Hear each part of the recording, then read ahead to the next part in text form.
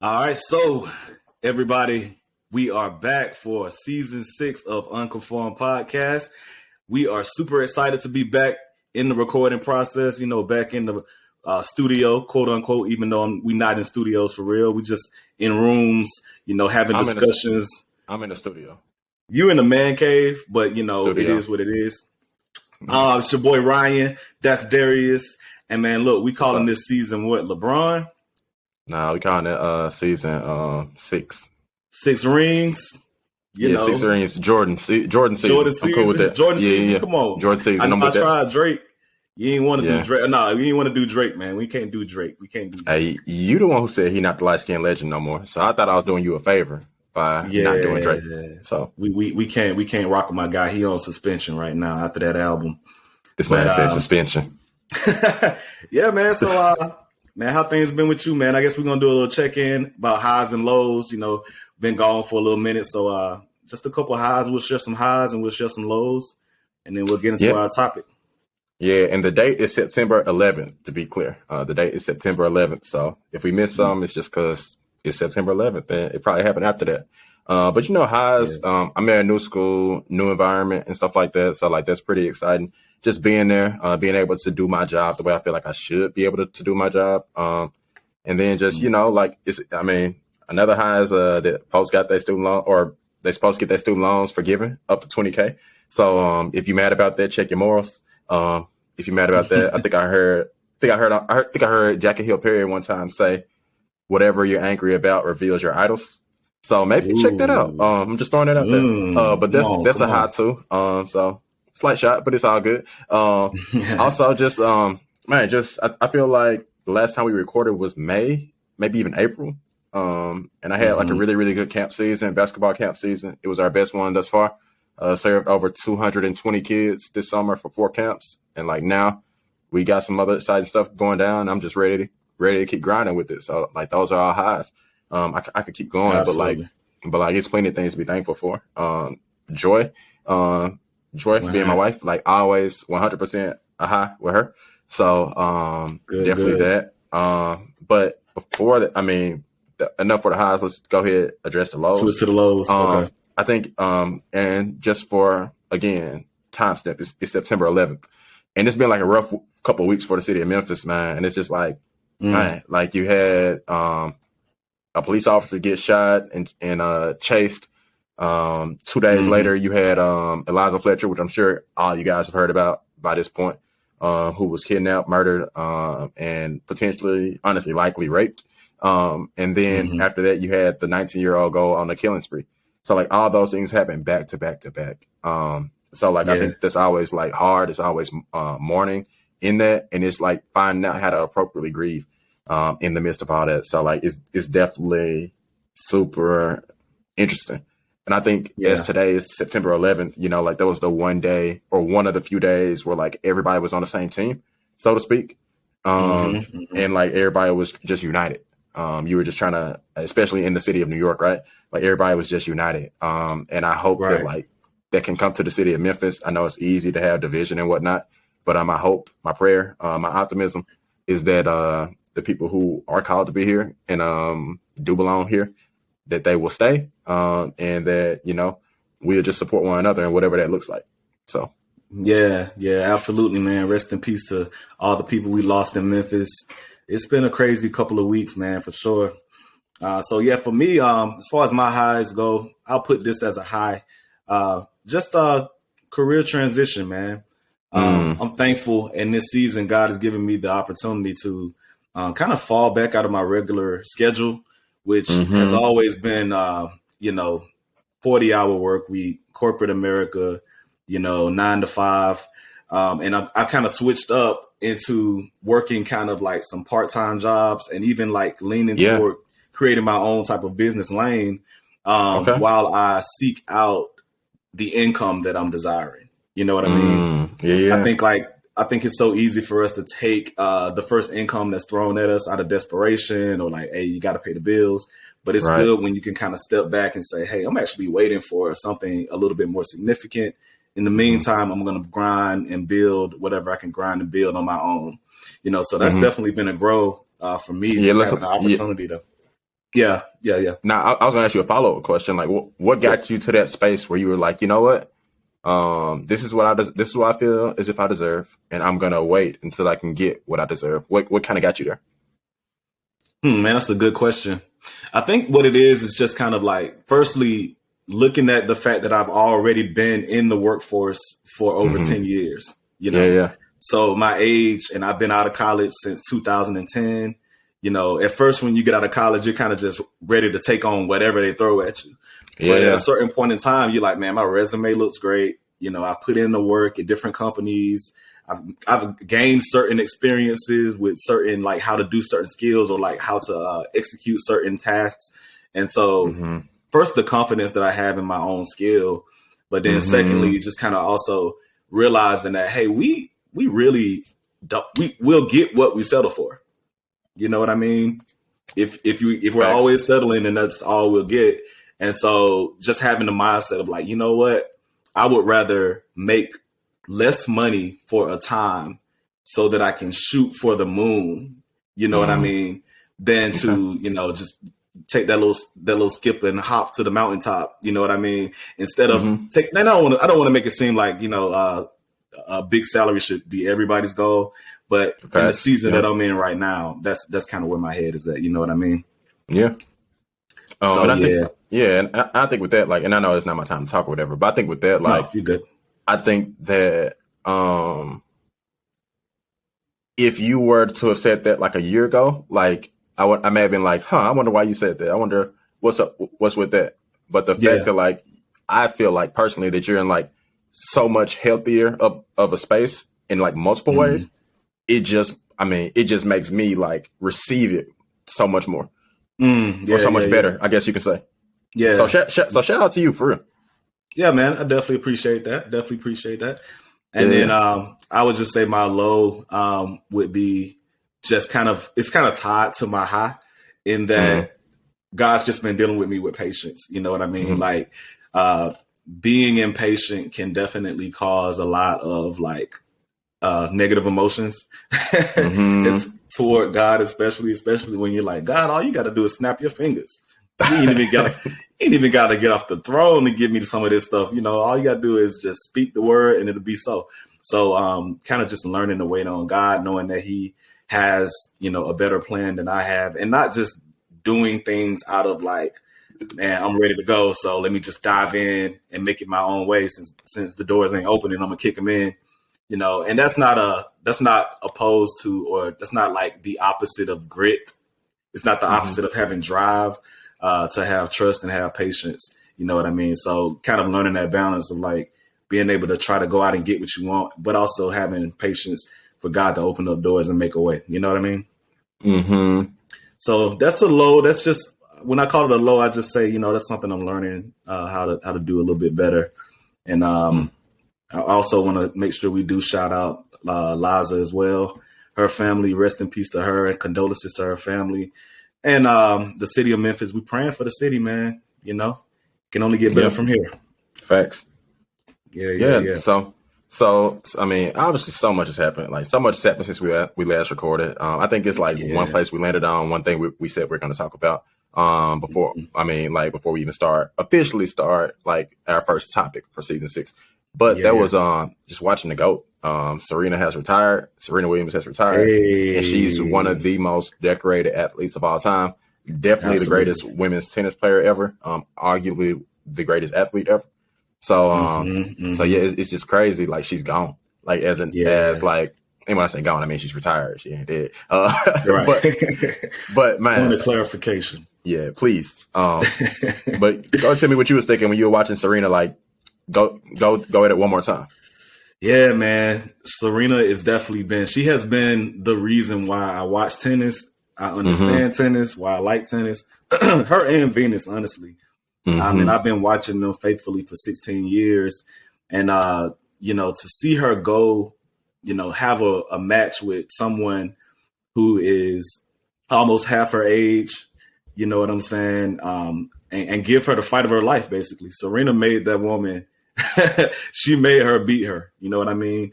And I respect Serena because she never gives up. She always has that tenacity. She's gonna be out there yelling like a lioness when she's hitting the balls. It's like the way that she presents is so ferocious, but so gracious at the same time.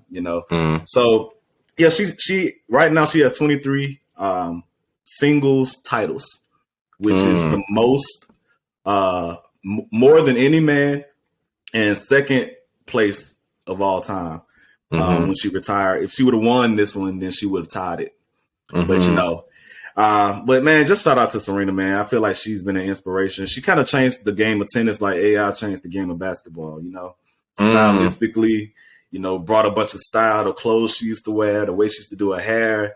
You know what I mean? The style that she used to play. The powerful serves, and everything, man. She changed up the whole game. So, man, the game ain't going to be the same without Serena and Venus. And somebody asked me, is it because they're black? I'm like, well, yes and no. I say yes because if it wasn't for them being black, I would never have watched, right? But then I say no because they're just better. You know what I'm saying? They're just better. It's not like, oh, they're black, so I'm rooting for it. It's like, no, they're just the best player in the sport is Serena Williams. So, yeah, man, I hope she enjoys her retirement and her kid, her husband. She's ready to have another kid, so she's trying to move on with her life, man. So, hats off to her. Facts. Yeah. And I ain't gonna cap. I root for them folks because they black. So like just wrong with that. Yeah, that's just the truth, man. And I think that like I think it was so cool when they did the doubles and they lost, and you just saw like the whole stadium cheering for them, erupting and cheer. And I mean Venus and Serena, obviously. But like it was so cool to watch it because just to think like when they first started, they were getting booed, questioned about having beads and braids and so on and so forth. Right. And now you got like a whole generation that's like rooting for you. So like obviously man. Like it's cool to see, but it's also like, man, I wonder like how they felt at that moment. And you kind of already encapsulated everything that is Serena. So I'll just kind of say like another cool moment was seeing Tiger Woods and Serena share like moments, a moment at the same time, like because they are two black people who joined the sport that was pretty much white and other white people. Absolutely. And they kind of just like catapulted that sport to a whole nother level. Like we wouldn't even be talking about like live golfers making all this money if it wasn't for Tiger Woods. If we keeping it 100. So like, and just seeing both of them come from the same place at young ages, and with two black dads that just believed in them, had faith in them in a way that nobody else ever did. It's just it's crazy, like the parallels in their lives, they lived up to the hype. And like I know people say like LeBron James is like somebody who truly lived up to the hype, but like they are really, really like the people who lived up to the hype because they joined a sport that they were not familiar with. They were not favored. People were not rooting for them. And they just dominated from the very beginning. So Absolutely. So it's crazy. It's crazy to see it from that angle. So that's the angle I take. And man, it's just like we got to watch as a sports fan. Like I'm like, I got to watch Tiger Woods, Venus, Serena, Kobe, LeBron, Tom Brady. Like we got Jerry Rice. We got to watch Randy Moss. Randy Moss. Like we got to watch like all these Rafael Nadal, Michael Phelps, like so many people. Gabby Douglas, and Simone Biles. We got to watch so many dope people, and it's like wow, that's crazy. It just blows my mind that we got to watch all these people in our lifetime. So it's just wild. But and like Serena, she's leaving, you know what I'm saying, to continue her life as a mom, as a wife, and so on and so forth. Venus is still, I think she's still hanging on right now, right? Like she hadn't retired, has she? She hasn't retired yet, but I think it would be wise if she kind of goes on out, you know what I mean, before I hate to say it like that, but you know. But it's like, like Serena is like, she's leaving to focus on her family. And Venus is single, you know what I'm saying? So it's just different. And like speaking of single, that's actually the topic today that we're gonna talk about. Oh, transition. So like in that, like there was this man in that there was an article that kind of went viral this year, probably a few weeks ago. It was talking about the rise and and single men. The rise in lonely and single men. So I was like, man, this would be a dope topic to talk about, and then just like kind of give a little paraphrase the article a little bit. It'll be in the show notes, by the way. So just paraphrase the article, talk about our takeaways, and kind of talk about like what it means for the church, in relation to the article and whatnot. So the article again was entitled "The Rise of Lonely Single Men."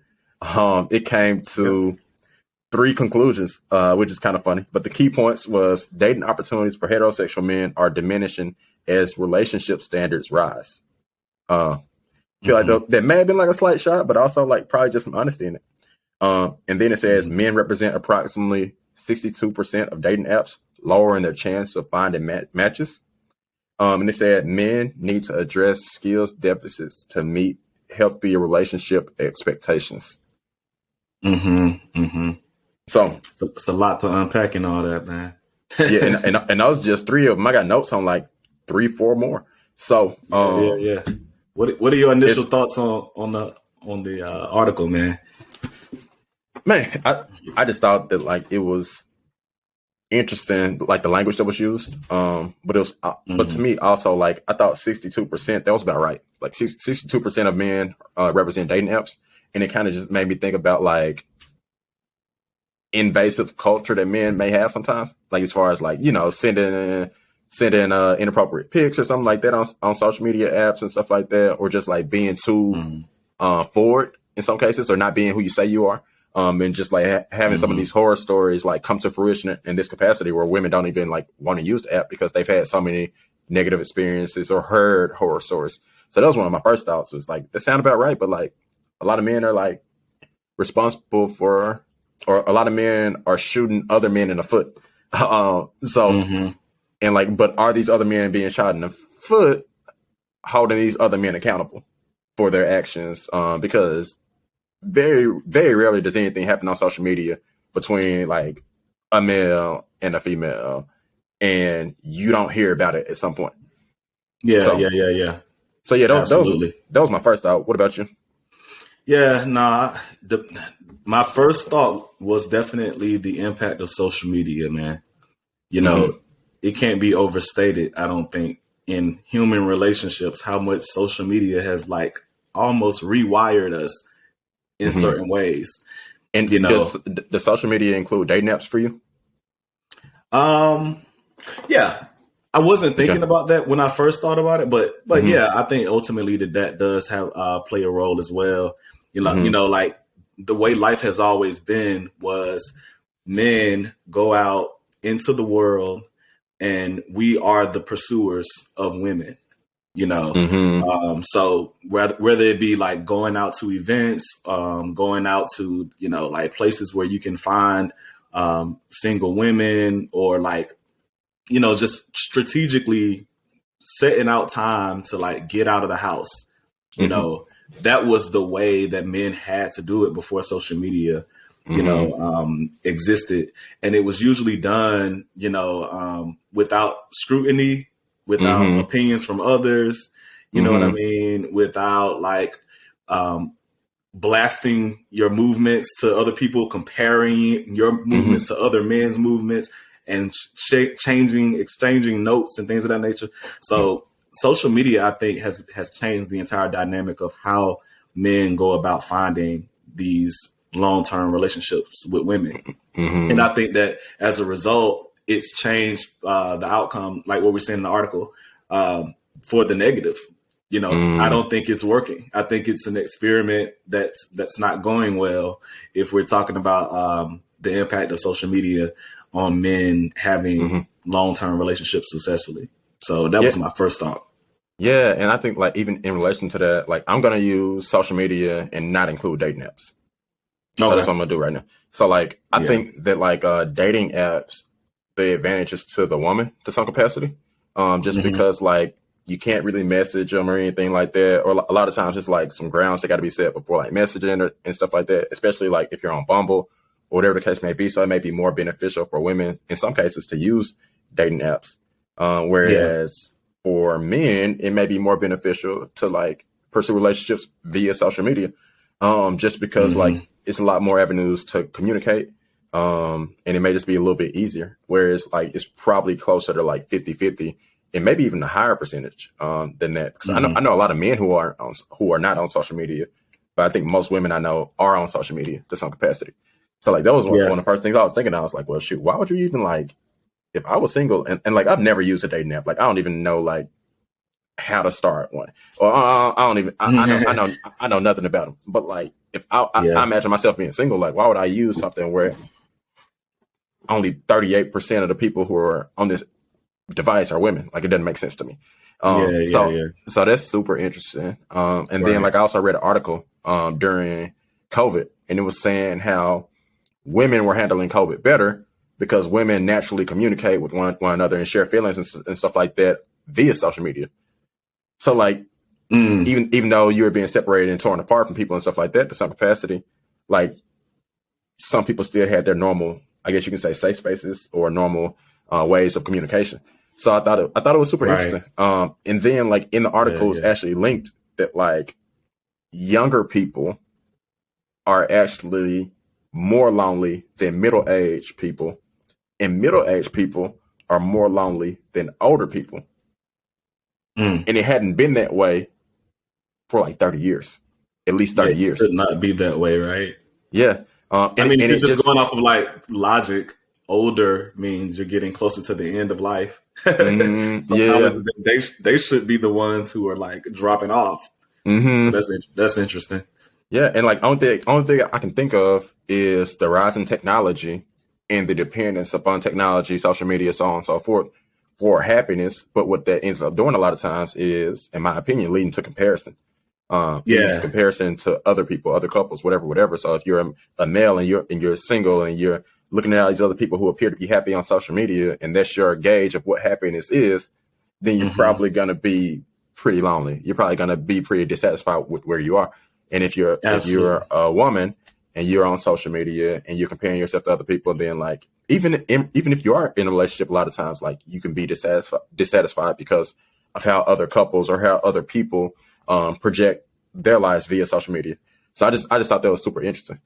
Yeah, no, I definitely agree, man. You know, comparison is the thief of joy, right? That's what they always say. And like, I do think that I even read a social media article recently. Speaking of social media, I read it was more so a post, and the person was basically saying that, you know, you have to be careful when you're comparing your life to other people's lives, because you can find yourself unhappy where you are because you're looking at what someone else has. But then let's say that you were to actually move yourself, you know, say your relationship, you're just staying home, paying bills, having a normal life, and you're seeing this other couple that's going to Barbados and to the islands and going to, you know, on these expensive trips. Yeah. Now, all of a sudden, your contentment has become discontentment. You know, now you're like, I need to do that with my spouse.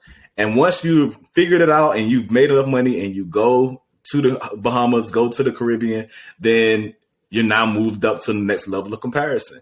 And so it's a never ending ladder to climb. You know what I'm saying? If your contentment is contingent upon, you know what I'm saying, social media, instead of contentment being the person in front of you, you know, and like really enjoying them, getting to know them for who they are. So a lot of people are getting their relationships destroyed by comparisons. You know, I 100% agree with that. Yeah. And then like, just with like the Barbados example, like, for all you know, this couple swimming in debt, like going on all these trips with money they may not even have. Like, you just don't know. Like, that's the thing about social media is like, it just doesn't allow you to know. That's right. And in that, another thing that came out of the article, I think that's important, is that like the article said that women now have higher demands from men. So I think that like, you know, when you think about like the old TV shows from the 90s, 80s, 70s, like the male of the house, like was emotionless, kind of stupid, did goofy things. That's like these are like the people that take care of their kids when their wife are not at home, and they say, "Hey, I'm babysitting right now. I can't go out," or whatever. Like, you know what I'm saying? So it was just a completely different perspective and almost expectation of men then than it is now. And kind of what the article was saying is that there's less patience for poor communication skills today. The problem of men is that emotional connection is the lifeblood of healthy long-term love, and it requires all the skills that families still are not consistently teaching young boys. So when you hear that, what do you think?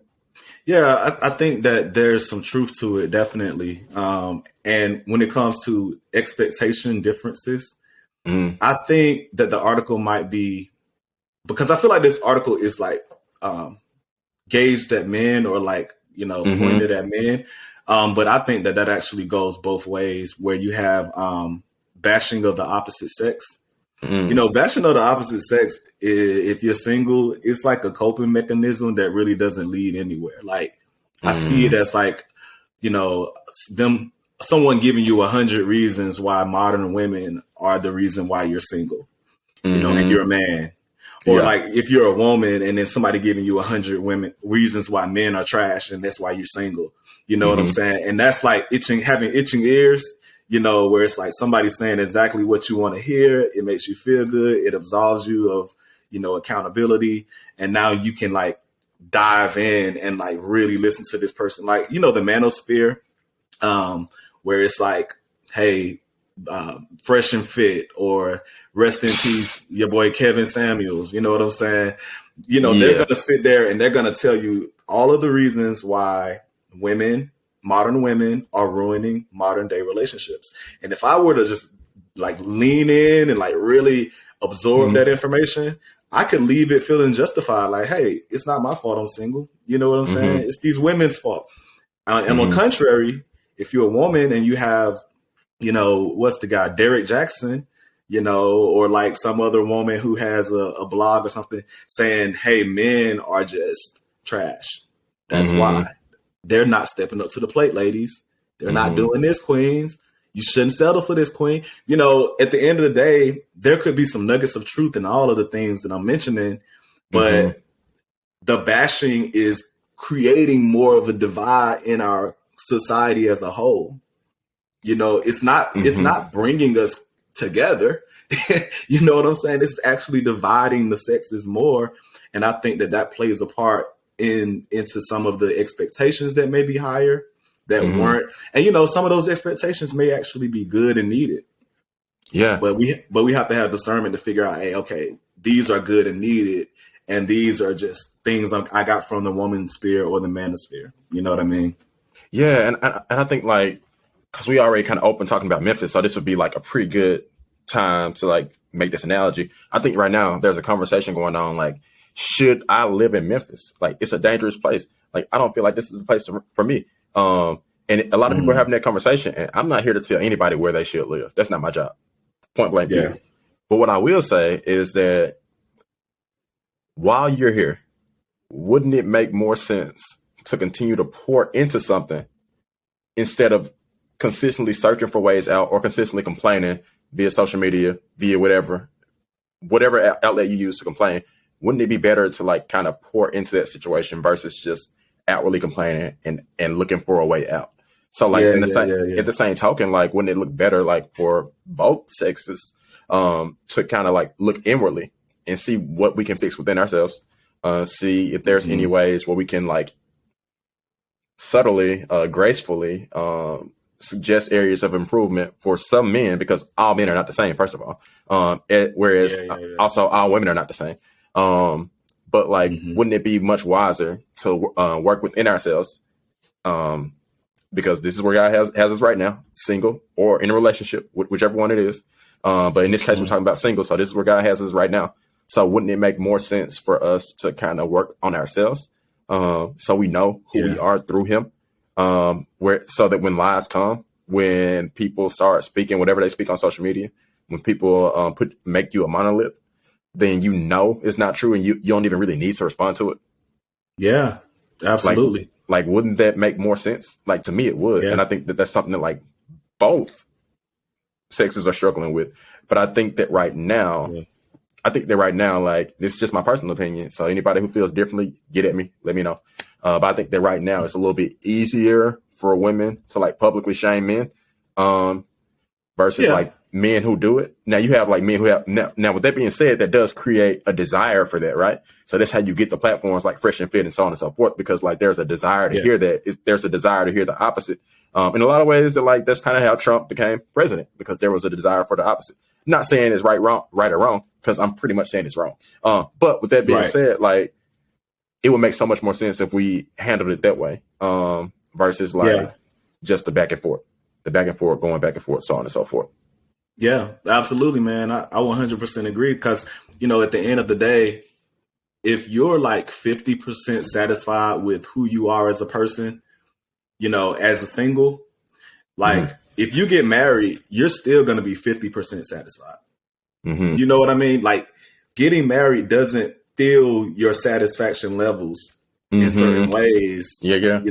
You're still going to be at 50%. As a matter of fact, I would even argue that you would probably be less than 50% because of how much of yourself you have to pour into your marriage. You know what I mean? So like, what we should be doing, as someone who is like single, once again, is making sure that we're actually feeding and building up ourselves and like looking in the mirror and actually looking to Christ as well. You know what I'm saying? To receive everything that we need to receive in and of ourselves before pursuing relationships. Another thing that I think is interesting is like fear of failure, right? That's what I think I see with a lot of men as well. If we just want to go back to the men only for a moment, it's fear of failure, in that, hey, it's easier for me to just stagnate or even just sin than to have to face that fear of failure.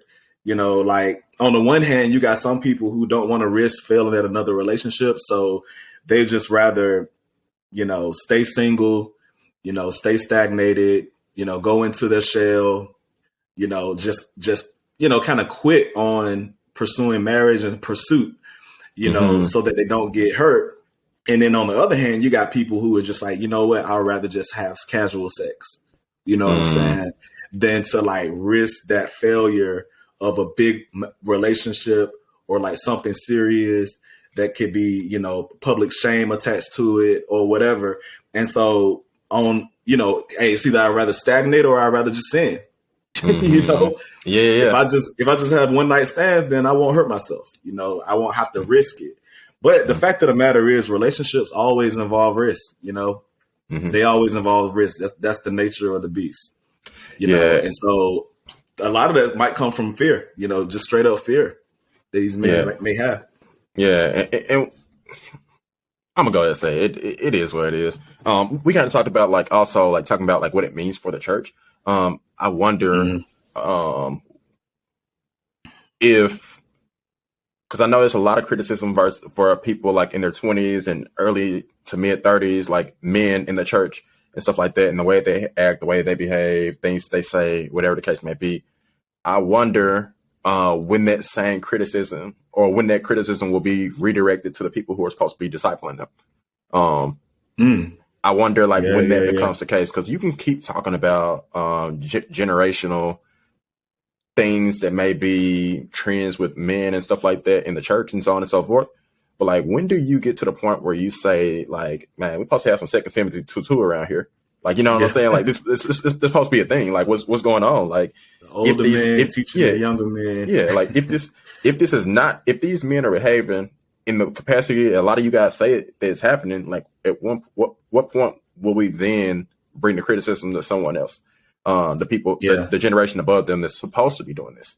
Like, was there a gap here? Was it like, did some people get attention just because they're cool? And like that led to them having a platform, so on and so forth, and you ignored all these other people. Like, is there potential for that? Like, I would say yes. Because if it is as bad as some of y'all say it is, and like I'm slowly, emphasis on slowly, like starting to concede in a lot of ways that like, hey, like some of y'all wilding. And that doesn't mean like women are not wilding at all, but that's not the topic for today. It's like some of y'all men are wilding. Like some of y'all sending DMs you shouldn't be sending. Some of y'all doing a lot of stuff. And maybe it's just a generational difference to where the technology is so far removed from the technology that the older men grew up in, that they don't even know how to address some of these issues. Maybe that's the case. But I think that like the Holy Spirit still allows you to do that. With that being said, like I do think that like that's what I would say. Like the next question, and even in the loneliness, like why are these men so lonely? Because it's not just singleness; it's singleness and loneliness. So why are these men so lonely? That would suggest to me that like somebody who's supposed to be in their life in a mentor type space is not there. Because I know a lot of Christian men who would identify as lonely. They would like say that they feel lonely at this current time or during COVID and so on and so forth. So like at some point we do have to like kind of look at the generation above us and be like, hey man, what y'all doing? I understand you got families and whatnot. That's cool to have families. But like, you still got to make time for other things. Yeah, no, 100%. And like, I think the loneliness question is great. I do think going back to what you said about the technology differences between this generation, the millennials and Gen Z, versus the guys who are supposed to be discipling them, is definitely a vast difference. And I think the rules of engagement are kind of shifting because of that. As far as how do you engage with women in a healthy way. And they kind of need to probably, we need to have some type of council of Nicaea to figure out exactly what it is that's going on. But with the loneliness question, man, I think goes back to the beginning, man. Like, you know, God said it's not good for man to be alone. Now, a lot of people have interpreted that to mean that means you need a spouse or like a relationship romantically. But I don't necessarily think that's all that means. I think that means you need to have community around you. That meaning peers, you know, other guys, you know, women that are friends, you know, all of that together. That is good. It's not good for you to be alone. And once again, not trying to make everything the fault of social media, but social media is that thing that makes you feel like you're not alone when you actually are. You are alone, but you feel like you're connected because you're reading 100 statuses and looking at people's pictures and looking at people's lives, and you're like, "Oh, I caught up with them." You really didn't, at all. And there's no exchange happening, and I think that's part of what makes the loneliness. That's not curing that lonely heart that they have because there's no exchange happening because you're actually by yourself. And then, you know, even if you were to just get spiritual with it, right? Like, you know, when you look at the woman at the well, when Jesus had a conversation with her, she had 5 husbands and one that she was dating when he walked up to her and started having this conversation with her. And the conversation was just about thirst. You know, the fact that she was thirsty for some water and she was at the Jacob's well to try to get some water. And then Jesus said, hey, if you take the water I give you, then you'll never thirst again, you know? And clearly I think there's a correlation in this about relationships and this thirst that he's talking about, because why add in the detail about her having 5 husbands? You know, she's trying to, she really was lonely. You know, that was a loneliness conversation. It was about loneliness. Like she really out here trying to find satisfaction. That's why she jumping from man to man. And Jesus basically saying, hey, look, I got the cure for your loneliness, but it's me. I'm the cure for your loneliness. So I think what it really boils down to is people don't like, bro, it's hard for people to believe that Jesus, who's invisible, can cure their loneliness. You know what I'm saying? Like it's hard for them to believe that a person who doesn't have flesh and blood and bones and you can't like hug them, you can't touch them. So how can you cure my loneliness? That's actually the only answer that's given to us about deep-seated loneliness. The cure for loneliness is to be alone with Jesus Christ. So I think at the end of the day, there's a few things working. You know, you got the practical issues that we have with social media taking away people. Like I think the reason why family reunions don't happen as much is because of social media. Oh, I mean, I really think like, you know, we was growing up, everybody wanted to get together. They want to see each other. They want to take pictures. Now it's like, yo, we don't got to do that no more. We got social media. We can just type their name in and see what they've been up to. We feel like we caught up. Yeah. You know what I'm saying? It's a lot of truth to that. Yeah. So it's I think that like even, I think that even in relation to that, like just you see people posting wild stuff, you're like, I don't even want to be around this person. or you, Yeah. just stuff you like strongly disagree with. You like, I ain't even trying to mess with these folks. I I didn't know don't y'all even was want to rocking see like it. that. Yeah. Yeah. So, You're 100% right. So it's a lot of things, secretly prejudging people and all that kind of stuff, man. It goes deep. But at the end of the day, man, like it boils down to a matter of trust, right? And let's also say this too before I get to the trust thing. Like singleness is not necessarily bad, you know. mm-hmm. I know we've been talking about it as if it's something that needs to be cured, but yeah, Paul said if you can be single, be single. It's better than being married almost. That's kind of what he said. If you can resist, then be single. But if you can't, if you like the thing or the probably shouldn't have said that. But if you like that, then like, hey, go ahead and get married, cuz that's what he said. So if you're burning up inside and you ain't got no self control, then you definitely need to get married. Yeah, King Darius version. Yeah.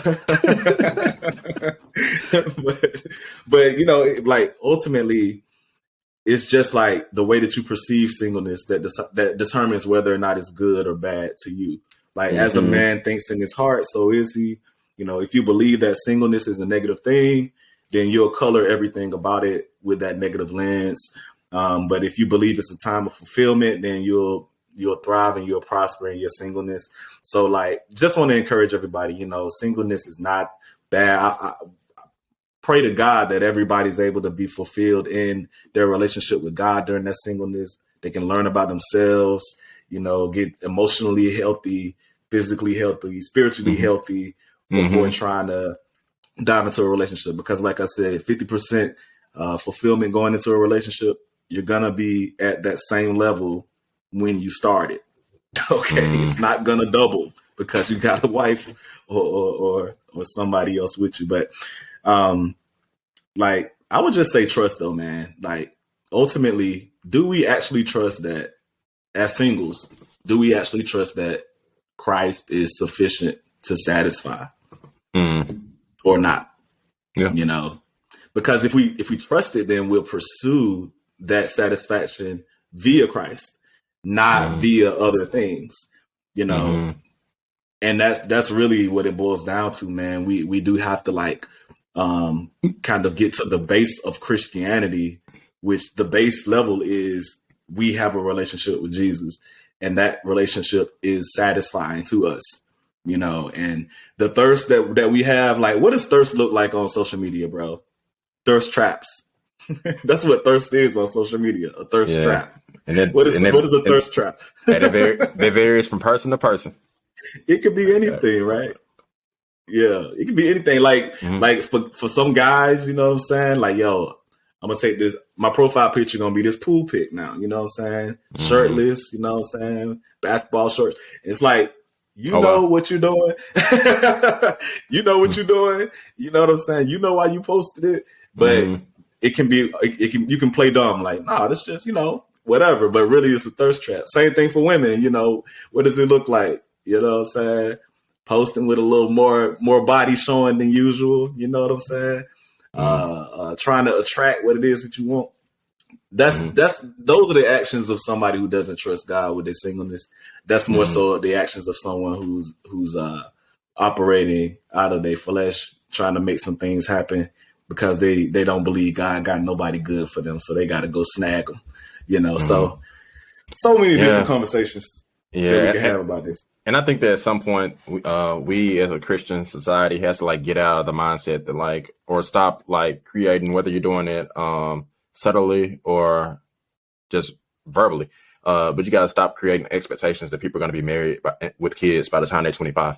A lot of times it's just not realistic. And it's becoming increasingly more normal to not be married when you're 30, 35, so on and so forth. So at some point we'll just have to get out of those habits that kind of leads to the feelings of loneliness.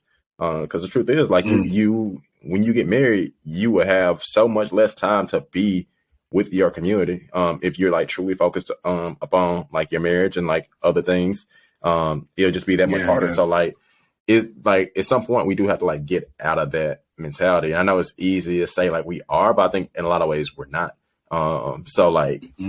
There's definitely room for improvement, man. But I hope y'all enjoyed this. Oh yeah, one more thing. One more thing I want to say about that. You talked about being 50% satisfied with yourself. I would say if you are 100% satisfied with yourself, like while you're single, then that's going to be a red flag when you're married.